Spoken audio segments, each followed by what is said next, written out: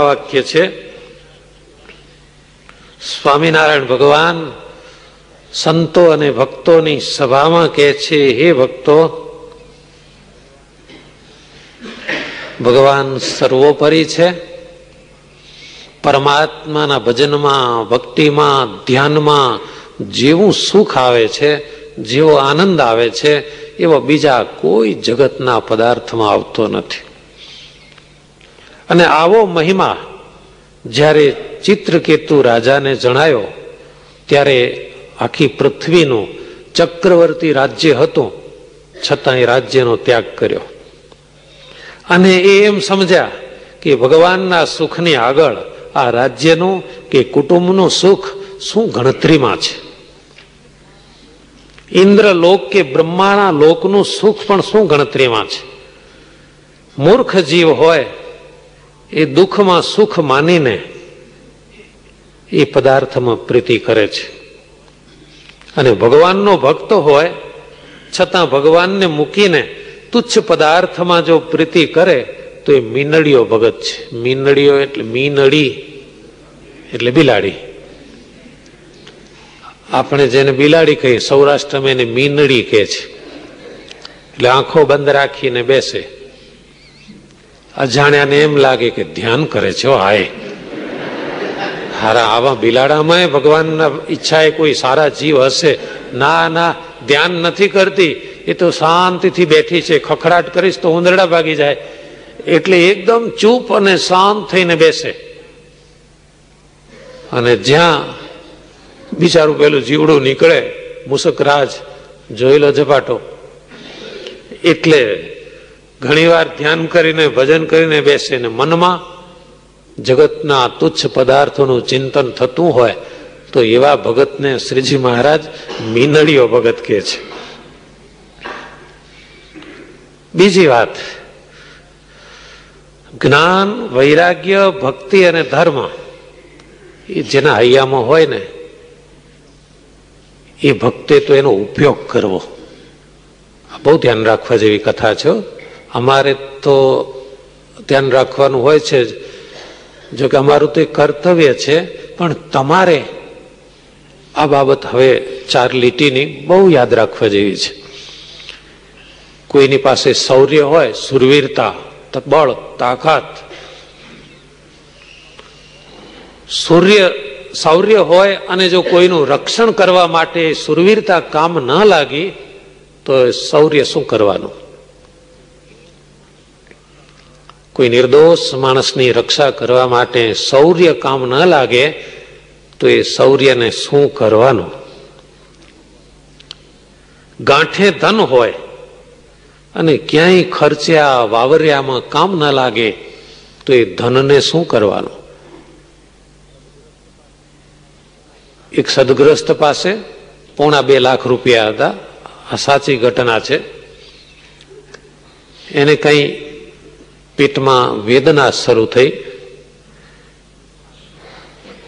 અને નિષ્ણાત પાસે પહોંચ્યા અને એને કહ્યું કે એક્સરે લેવો પડશે અને જરા 2 રિપોર્ટ કરાવવા પડે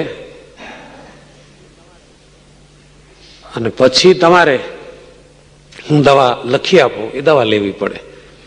એ બધું ઠીક, પણ ખર્ચો કેટલો આવે? ખર્ચામાં કઈ બહુ ના આવે. આ 20 રૂપિયા ફક્ત એક્સરે ના થાય અને આ રિપોર્ટના કઈ 10 રૂપિયા થશે, દવાના 15-20 રૂપિયા થશે, 50-60 રૂપિયાથી વધુ ખર્ચ નહીં આવે. હા, હું કાલ આવીશ કે ઘેર આવીને કે છે આમ કઈ રૂપિયા નાખી દેવાય? પીડા તો આજે છે ને મટી કાલે મટી જશે, એમાં શું? અને બીજે દિવસે ભાઈ પોતે જ મટી ગયા. એ વેદના ભયંકર હતી. આખી કિડની બંધ થઈ ગયેલી. એમાં ડોક્ટરનો વાંક નહોતો. હવે ₹2.5 લાખ હતા, પણ પોતાની સુખાકારી માટે જો વાપરવામાં કામ ન લાગ્યા તો એ રૂપિયાને શું કરવાના? માણસ ગાંઠડા બાંધીને મૂકી રાખે. અને પાછા જયારે પૈસા ભેગા કરે ત્યારે શું વિચાર કરે ખબર છે? ભવિષ્યમાં કામ લાગે, સુખ દુઃખમાં કામ લાગે. અને સુખ દુઃખ આવે ત્યારે હિંમત ન ચાલે ખર્ચવાની. તો જેમ સુરવીર હોય તો એનું શૌર્ય બીજાના રક્ષણ કરવામાં ઉપયોગ ન લાગે. પાસે પૈસા હોય અને ખર્ચ્યા વાપર્યામાં કામ ન લાગે. એમ સાંભળજો હવે, મને ભગવાન મળ્યા છે, પરમાત્માની પ્રાપ્તિ થઈ છે, અને મારા સંગમાં જે કોઈ આવે, મારા પ્રસંગમાં જે કોઈ આવે, એને હું જો ભગવાનની વાત ન કરું તો મારો ભગવાનનું શરણાગતપણું શું કામનું? આ વિચારવાનું.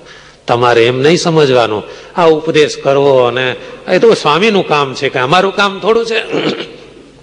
સ્વામિનારાયણ ભગવાન કહે છે તમારું એ કામ છે.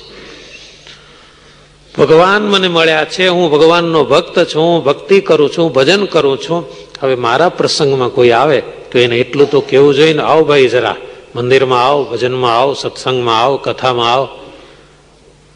જો એટલું એ ન કરીએ તો તમારું જ્ઞાન, તમારી ભક્તિ, તમારો સત્સંગ શું કરવાનો? શ્રીજી મહારાજ કેવી સચોટ વાત કહી છે. આટલી વાત કરીને મહારાજ કહે છે આજ તો તુલસીદાસજીના 3 પદ ગાઓ. શ્રીજી મહારાજને તુલસીદાસજીના પદો ગમતા હતા. કારણ તુલસીદાસજી ભગવાન શ્રી રામજીના પરમ ભક્ત હતા.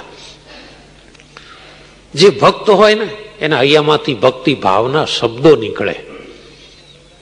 તુલસીદાસજીના જે 3 પદો ગૌરાવ્યા એના નામનો ઉલ્લેખ કર્યો છે. જ્યા કી લગન રામસો નાહી, એક પદ. બીજું પદ એહી કહ્યો સુનું વેદ ચહો, અને ત્રીજું પદ જાકું પ્રિય ન રામ વૈદેહી.